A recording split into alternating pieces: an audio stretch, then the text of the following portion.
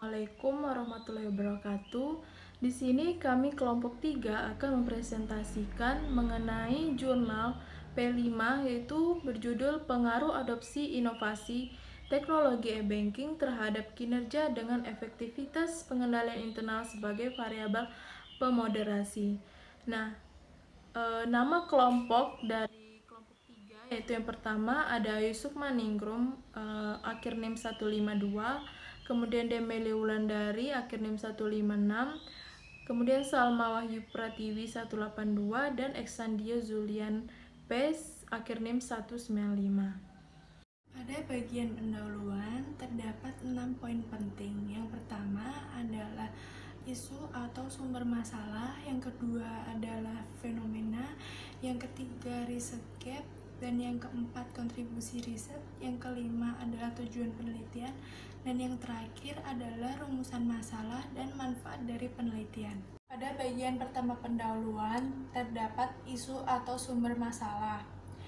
Isu dalam paper ini terdapat pada paragraf pertama, lebih tepatnya pada kalimat, di sisi lain, dalam era digital, bank meyakinkan pada inovasi teknologi dalam layanan perbankan yang terus berkembang.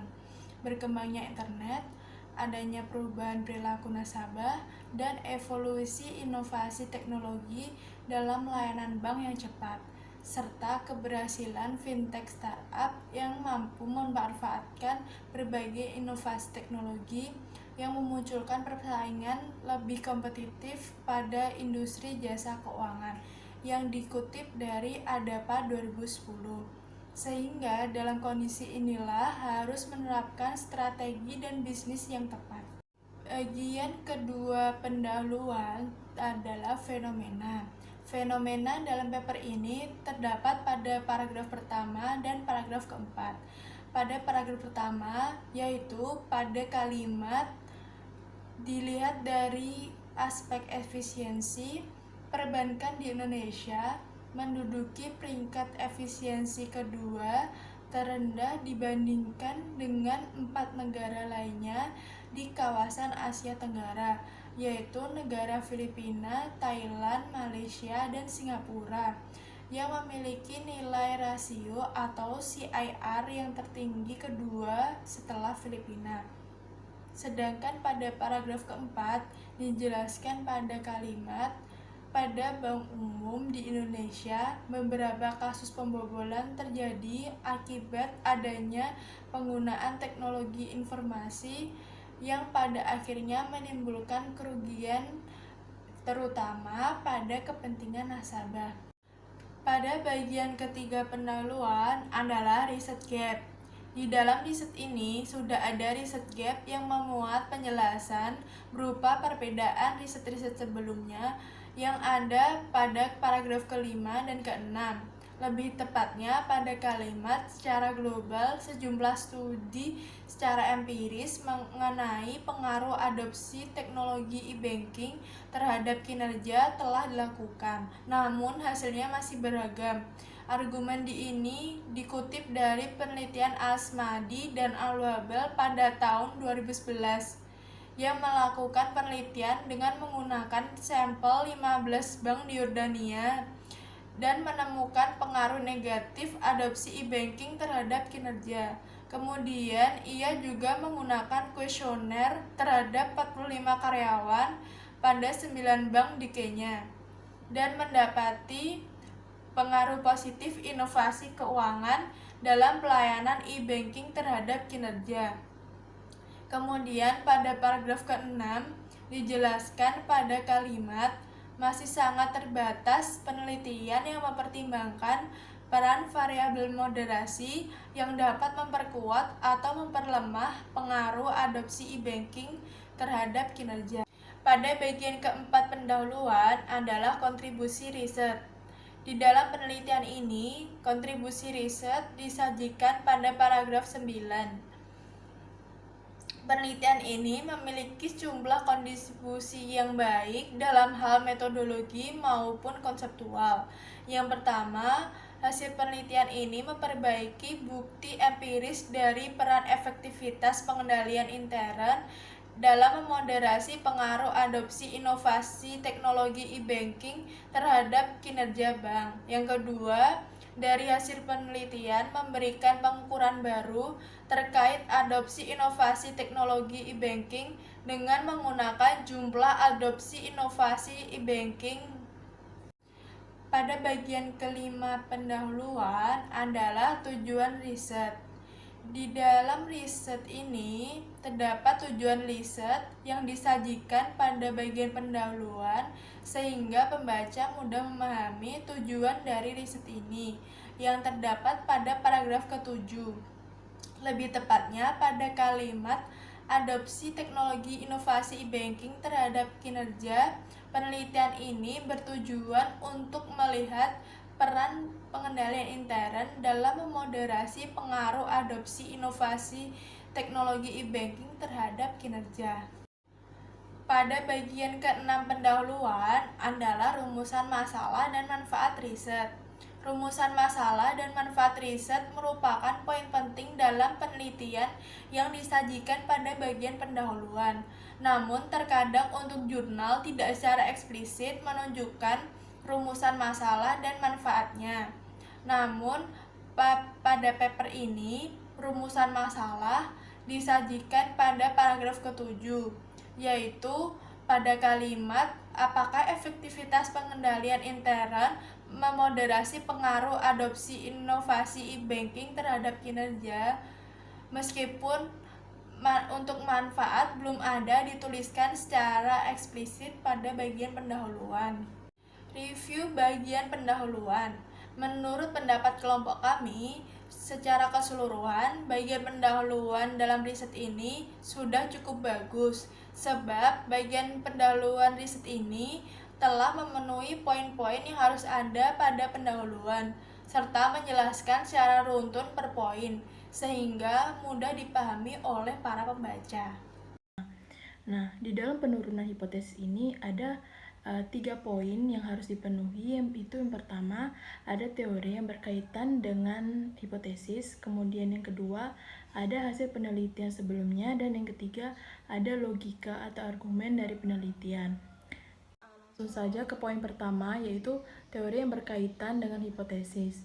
Nah, di dalam hipotesis pertama, tidak terdapat penjelasan tentang teori apa yang ia pakai dalam riset ini, hanya berupa penjelasan-penjelasan umum tentang variabel yang diteliti, seperti dalam kalimat paragraf 1-2, yaitu kemampuan perusahaan dalam mengadopsi teknologi, informasi baik berdasarkan sumber internal ataupun sumber eksternal akan berdampak pada kemampuan perusahaan untuk bertahan dan sukses pada perusahaan tersebut.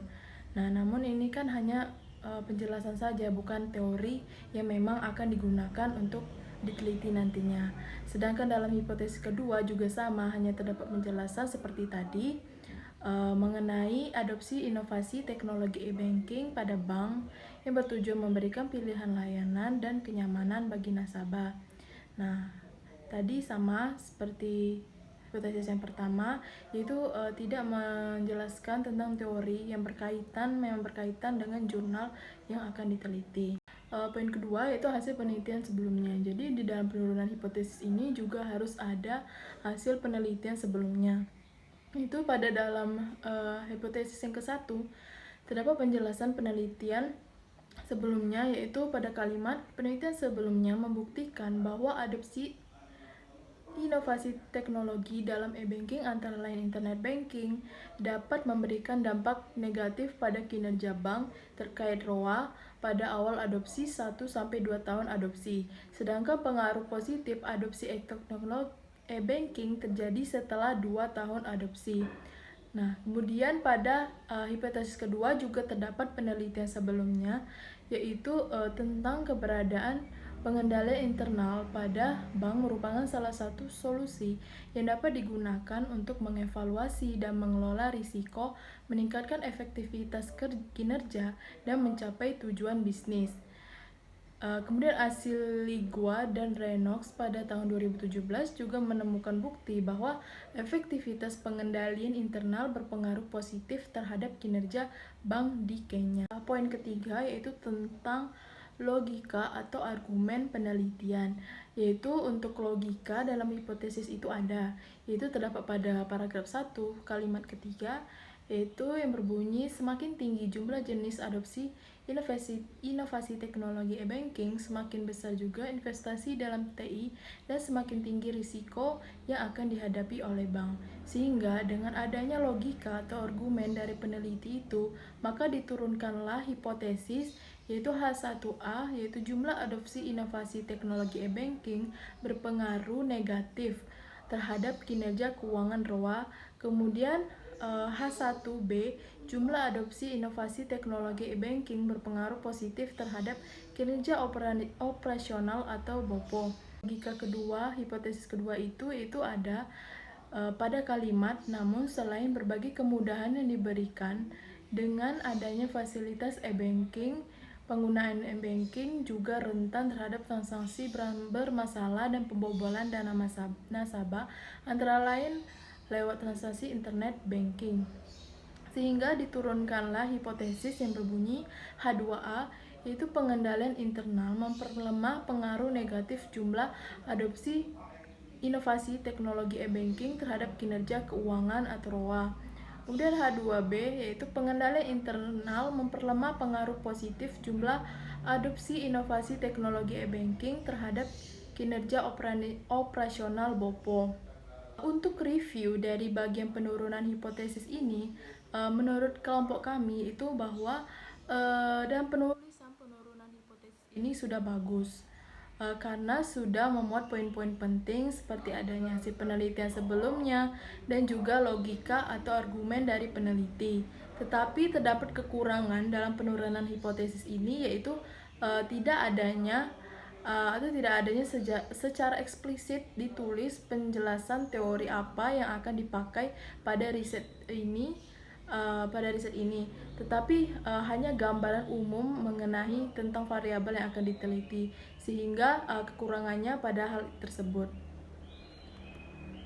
Nah, untuk kerangka konseptual dalam penelitian ini dapat dilihat pada slide ini, yaitu bahwa variabel independen yang diteliti adalah jumlah adopsi inovasi teknologi e-banking. Kemudian untuk variabel moderasinya yaitu efektivitas pengendalian internal yang diukur dengan ICPR. Kemudian untuk variabel dependennya itu ada kinerja keuangan yang diukur dengan ROA, kemudian kinerja operasional yang diukur dengan BOPO, dan dalam variabel dependen itu ada variabel kontrolnya itu mengenai ukuran bank yang diukur dengan size bank terdaftar di BI, dengan list yang terdaftar, kemudian kepemilikan bank oleh pemerintah BUMN, kepemilikan bank oleh pemerintah daerah, dan juga unsur bank. Nah, ini merupakan gambaran dari rangka konseptualnya. Oke, selanjutnya adalah metode penelitian. Yang pertama, data dan sumber data. Data yang digunakan dalam penelitian ini diperoleh dari Bank Indonesia yang terdapat 120 bank umum dan 1633 BPR pada tahun 2016. Lalu sampel penelitian ini ditentukan menggunakan purposes sampling dengan kriteria yang pertama, seluruh bank umum terkecuali bank umum syariah yang terdaftar pada Bank Indonesia periode 2010 dan tetap terdaftar hingga tahun 2016. Lalu yang kedua adalah bank umum itu memasuki segmen bisnis retail maupun korporasi, telah menerbitkan dan mempublikasikan laporan tahunan dan laporan keuangan tahun 2010 hingga tahun 2016. Lalu yang ketiga adalah pada laporan tahunan situs bank, laporan tata kelola bank ataupun news release dan laporan keuangan terdapat data yang diperlukan untuk memperoleh informasi terkait e-banking dan kinerja bank. Lalu yang keempat, kemudian terdapat informasi mengenai peringkat hasil self-assessment atas penerapan manajemen resiko dan pengendalian intern pada laporan tahunan dan laporan tata kelola bank umum. Kemudian variabel penelitian. Variabel penelitian itu dibagi menjadi 3. Yang pertama adalah variabel dependen. Ada 2 aspek. Yang pertama kinerja keuangan, yang kedua adalah kinerja operasional. Lalu yang kedua adalah variabel independennya itu berupa jumlah adopsi inovasi teknologi e-banking, sedangkan variabel moderasinya itu adalah efektivitas pengendalian internal. Lalu yang ketiga adalah variabel kontrol yang digunakan terdiri dari ukuran perusahaan, terdaftar tidaknya bank pada Bursa Efek Indonesia, aspek kepemilikan bank, serta usia bank. Lalu mode penelitian. Mode penelitian yang digunakan untuk pengujian hipotesis ini. Dalam penelitian ini sebagaimana tunjukkan pada model persamaan 1 dan 2 mengacu model penelitian Abe dan Kakanda tahun 2017, Tarus dan Ayim tahun 2015, dan konsep moderasi Baron dan Kenny pada tahun 1980. Lalu kemudian hasil dan pembahasan. Yang pertama itu statistik deskriptif variabel. Variabel yang digunakan dalam menggambarkan pengaruh adopsi inovasi teknologi e-banking terhadap kinerja dengan pengendalian intern sebagai variabel moderasi. Adapun variabel yang digunakan adalah adopsi teknologi e-banking yang terdiri atas jumlah adopsi e-banking atau adopt e-banking, lalu pengendalian intern yang diukur dengan peringkat hasil self assessment bank atau ICPER, dan kinerja bank yang terdiri atas kinerja keuangan ROA dan kinerja operasional atau BOPO. Kemudian ringkasan statistik deskriptif variabel yang digunakan dalam penelitian ini ditampilkan pada tabel 2, bisa dilihat. Lalu yang kedua adalah hasil statistik deskriptif menunjukkan bahwa variabel jumlah adopsi inovasi teknologi e-banking itu memiliki nilai rata-rata sebesar 5,30 dengan nilai maksimal sebesar 8 dan nilai tengahnya itu 7. Hal tersebut menunjukkan sebagian besar bank telah melakukan jumlah adopsi inovasi teknologi e-banking yang cukup tinggi.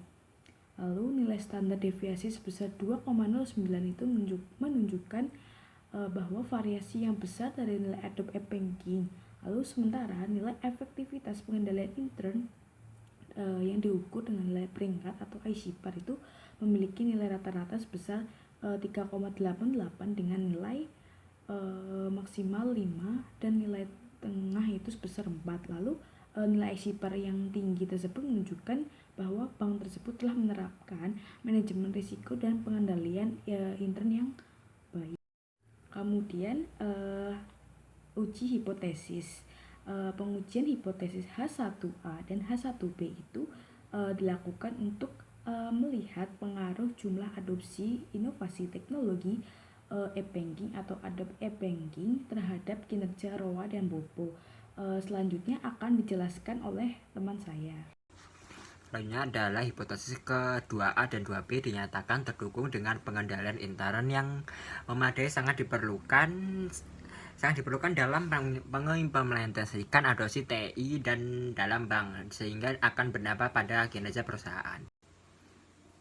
Oke, selanjutnya ada validitas eksternal, yaitu penelitian ini menggunakan data yang digunakan dalam penelitian ini diperoleh dari Bank Indonesia yang terdapat 120 bank pada bank umum dan 1.633 BPR pada tahun 2016.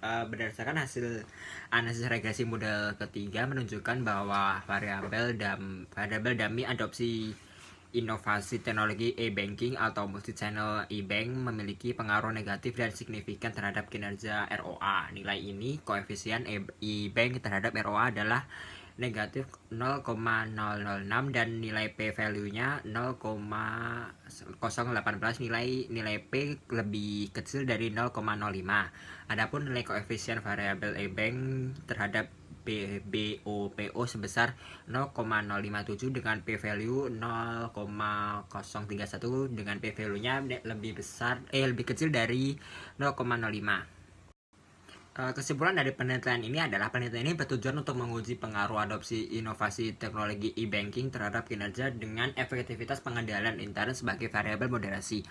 Hasil dari penelitian ini menunjukkan bahwa adopsi inovasi teknologi e-banking berpengaruh terhadap penurunan kinerja bank, baik maupun kinerja keuangan maupun kinerja operasional. Temuan tersebut memberikan suatu pemahaman bahwa walaupun secara konsep inovasi teknologi e-banking akan meningkatkan kinerja pada bank.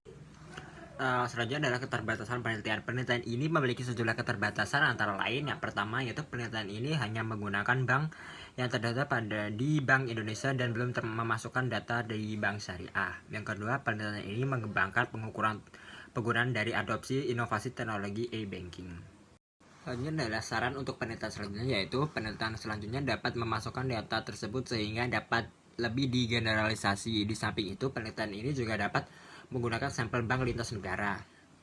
Kemudian penelitian berikutnya dapat menggunakan ukuran lainnya, misalnya indeks adopsi teknologi e-banking, kemanfaatan atau penggunaan adopsi inovasi teknologi e-banking, maupun menggunakan data primer berupa kuesioner terkait penggunaan adopsi inovasi e-banking pada bank.